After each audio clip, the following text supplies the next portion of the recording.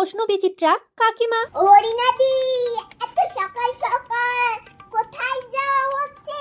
এই তো একটু মর্নিং ওয়াকে গো। কি সকালে বাসি কাজ ফেলে মর্নিং ওয়াকে? বুঝি বুঝি, সবই বুঝি গো। এমে শোন শোন, তোর চুল দুটো কে বেঁধে দিয়েছে? আমার দিদি গো। কেমন লাগছে গো? খুব ভালো লাগছে। তোর দিদিকে বলিস আমাকেও একদিন চুলটা বেঁধে দিতে ওরকম ভাবে। এই দাদু, কাল শপিং মলে তোর সঙ্গে যে মেয়েটাকে দেখলাম সেটাই আমাদের বৌমা বুঝি?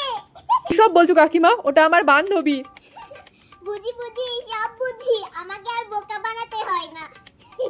ও মনার মা, ছুটতে ছুটতে কোথায় চলে গো?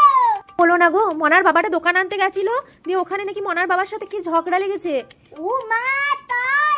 দাঁড়াও দাঁড়াও, আমিও তোমার সঙ্গে যাব, চলো। যাই বাবা, মজাটা একটু দেখে আসি। ও চপ্পলের বাবা, তোমার অত বড় ব্যাগে কি আছে গো? ওই বাড়িতে লোক এসেছে গো, তাই একটু বাজার করে আনলাম। বেশ বেশ, খুব ভালো।